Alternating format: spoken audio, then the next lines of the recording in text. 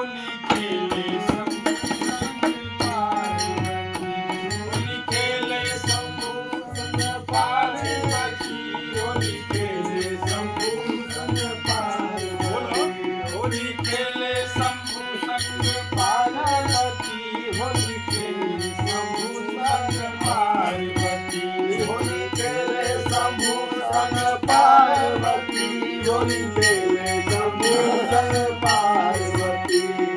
गंगा जल में चंदन घोरी।